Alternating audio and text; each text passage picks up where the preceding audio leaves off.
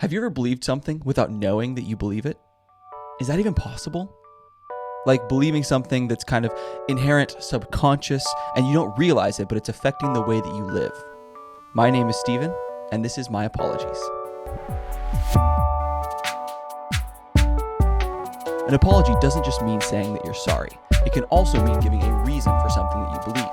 For example, if I ask you, why do you believe we all should become vegans? I'm asking you for an apology. On this channel, we'll be looking at apologies for living a life of faith and virtue. And if I say something that offends you, my apologies.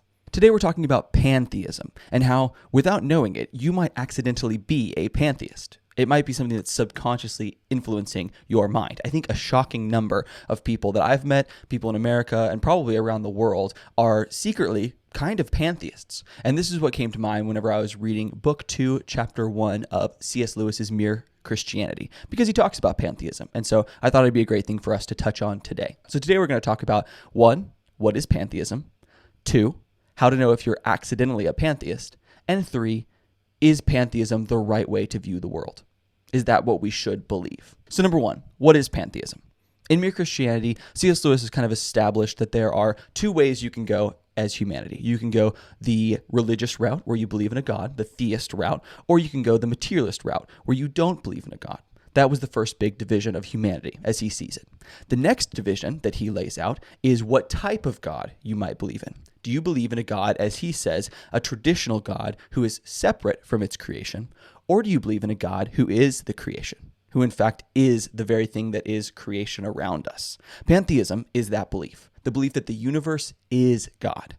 A helpful quote I found about pantheism that I think paints the picture of pantheism really well is from The Elements of Pantheism by Paul Harrison.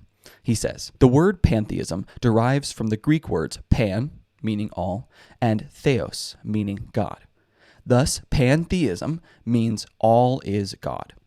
In essence, pantheism holds that there is no divinity other than the universe and nature.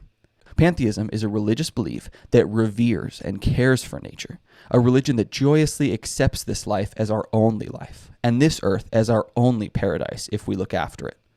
Pantheism revels in the beauty of nature and the night sky, and is full of wonder at their mystery and power. Pantheism believes that all things are linked in profound unity. All things are interconnected and interdependent. In life and in death, we humans are an inseparable part of this unity, and in realizing this, we can find our joy and our peace." So that quote honestly makes it sound really, frankly, beautiful and pretty appealing. So let's learn more about this, and the way we're going to do that is by examining a few ways that you might be able to tell that you have stumbled into pantheistic beliefs. I'm going to start with what I'm calling way number 0, because it's kind of a gimme. It's not a way of stumbling into it, it's just straight up pantheism. And that is, if you are Hindu or Buddhist or take part in some other kind of Eastern mysticism or Eastern religion, odds are you're a pantheist. Those religions are just embedded with pantheistic thought. It's a major part of their faith. And so it's kind of a gimme, way number 0. If you're into Eastern mysticism and Hinduism and Buddhism, you probably know that you're a pantheist. And I don't know why you'd be going through this list anyway, but I'm glad you're here. Way number 1 that we're going to look at, and the first one we'll reference as an actual sneaky way of being a pantheist, is that you believe everything around you is divine or part of the divine. I'm going to read a section of C.S. Lewis that explains this. Pantheists usually believe that God, so to speak, animates the universe as you animate your body, that the universe almost is God, so that if it did not exist, he would not exist either, and anything you find in the universe is a part of God. The Christian idea is quite different. They think God invented and made the universe, like a man making a picture or composing a tune. A painter is not a picture, and he does not die if his picture is destroyed. You may say, he's put a lot of himself into it, but you only mean that all its beauty and interest has come out of his head. So a Christian or a traditional theist thinks that God created the world, that it's something external to him, like a chef creating a beautiful masterpiece meal, or like Lewis says, an artist creating a beautiful painting, or an author writing a book is a great analogy as well. You could destroy the creation, but the creator would still exist. They're separate, just like you could trash the Mona Lisa, and that doesn't suddenly poof away with its artist. Pantheism, in contrast, means that the universe is God itself. You could not destroy the universe without destroying God as well. They're the same thing. The world is the divine, and it's revered as such, which is why you get the flowery language that's so beautiful in that quote we read before. The distinction here is Christians can use that same kind of language, or theists could use that same kind of language when talking about nature, because they believe that nature reflects the glory of God, that God is glorified in his creation. But pantheists are using that word because they think the creation is God. So that's the distinction. Is it God, or is it just reflecting God? And that's why you can use similar language, but mean something really different. That's why this can be pretty sneaky. Modern day, if you don't have a theistic worldview, but you still see the divine in the universe and the divine in the trees and the mountains, but you don't want to admit that there is a God, you end up in this pantheistic kind of way of talking about the world. So that's way number one. Way number two is that you believe there is no good or bad. It's just a matter of perspective. Now, this is another really tricky one. Let's talk about what is perspective to kind of start out this. We have the traditional idea of a car crash, right? So I might be observing a car crash and see that car number one ran the red light and slammed into car number two. You might have another witness who sees that car number two, the driver, was asleep at the wheel. Now, these things could be conflicting perspectives. They are definitely different, but they might be both true. It could be true that both the car ran the red light and that the driver was asleep at the wheel, and the car accident was a combination of the two factors. That's kind of starting to show the difference between perspective and reality. Another example of perspective is the classic, are you an optimist or a pessimist question? Do you think the glass is half full or half empty?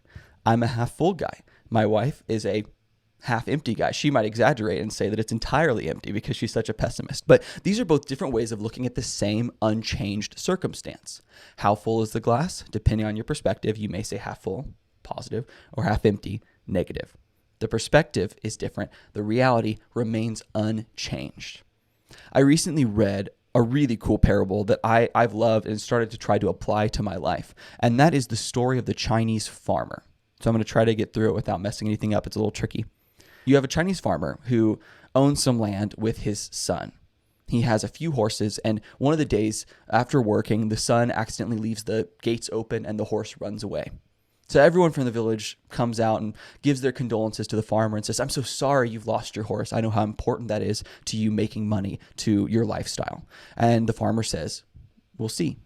The next day, the horse returns and brings with it a whole bunch of new horses that are wild horses, and they all go in the gate, and the son is bewildered, but he closes the gate behind him and says, wow, okay, we've got more horses now. So everyone from the village comes and says, wow, what great luck. Now you have so many more horses, you can make so much more money. And the farmer says, we'll see. The next day, as his son is trying to break in one of these new horses and tame the horse throws him off its back, and the son ends up breaking his leg. Everyone from the village comes out. They must live close to the village because they're always coming out. They come out and say, what terrible luck. I'm so sorry to hear that your son broke his leg. And the Chinese farmer says, we'll see. Very stoic. The very next day, soldiers come into town and say that the emperor has conscripted all young men to come fight for his army. All able-bodied young men need to come at once. His son, the Chinese farmer's son, can't be conscripted because he has a broken leg. He's not able-bodied. And so what luck? And the farmer says, we'll see.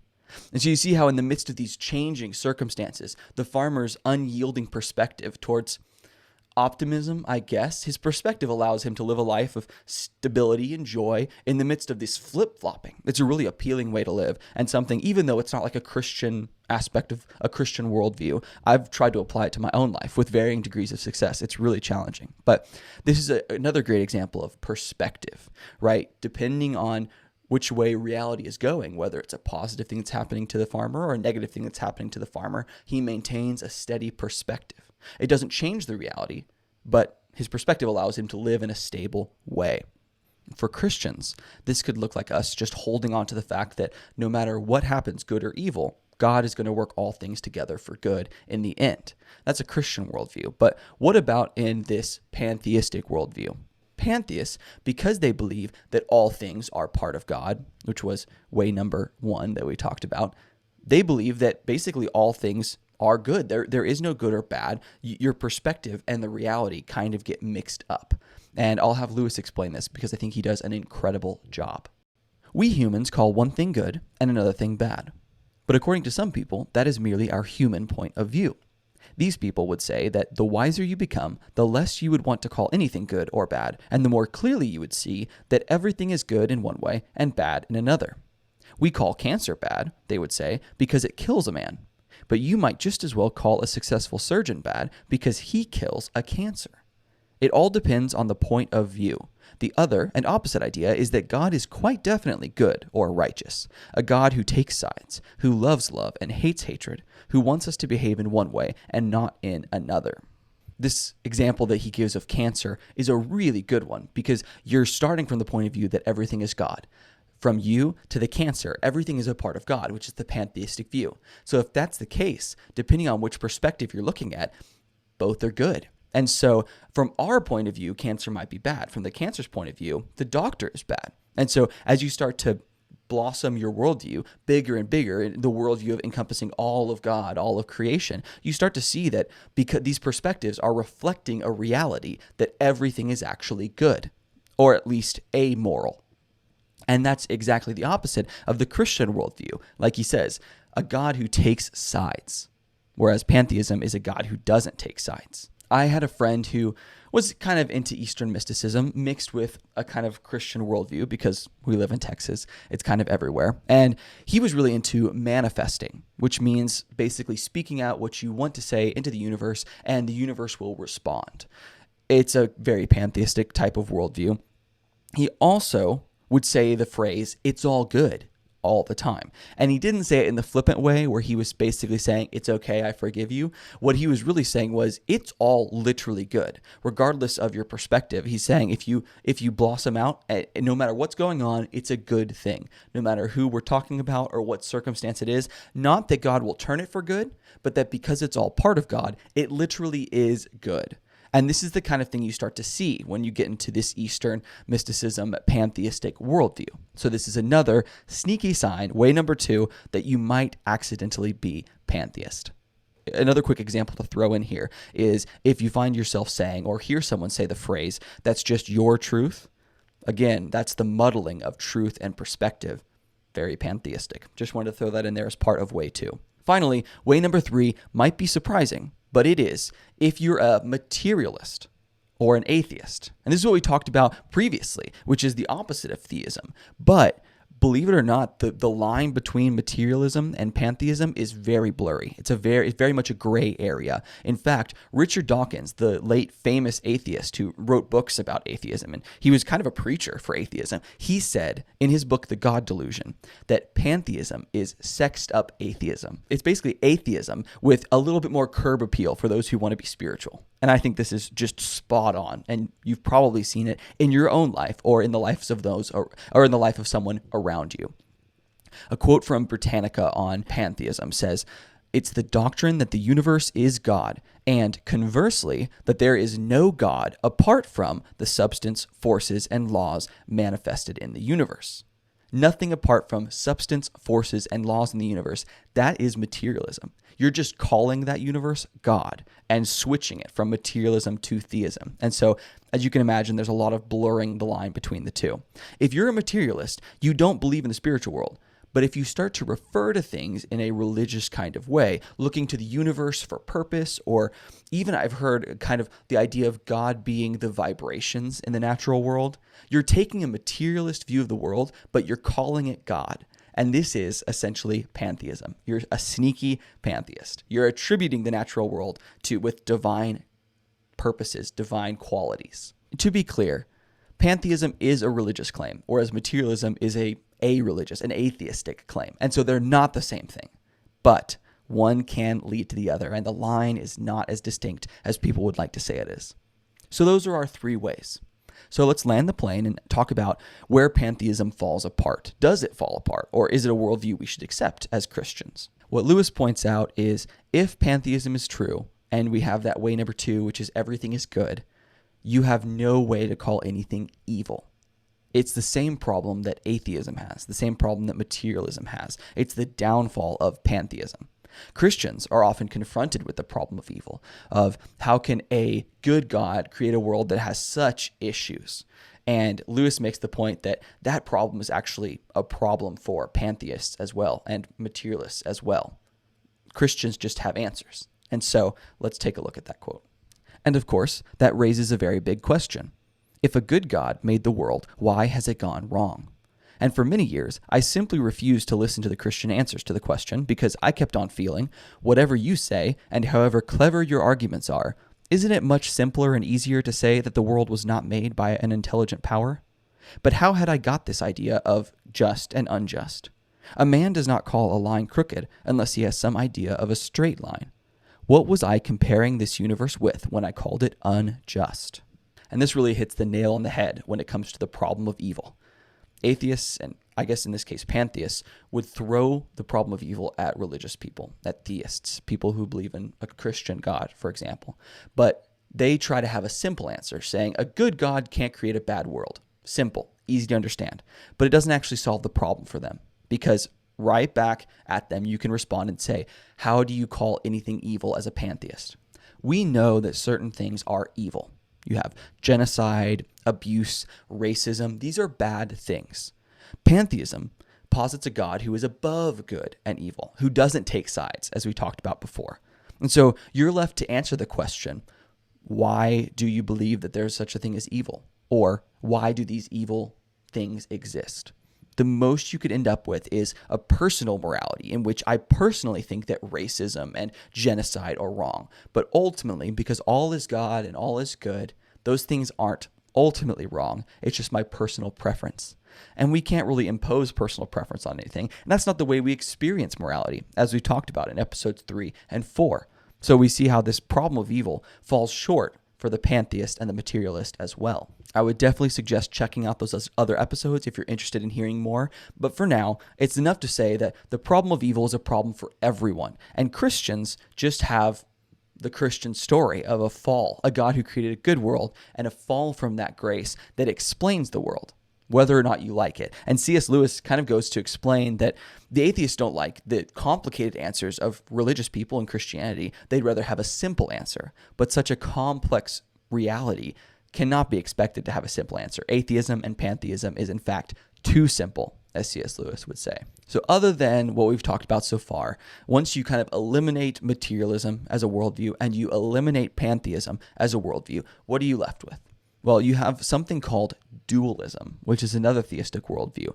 And Christianity is kind of like dualism, but it differs in a really important way.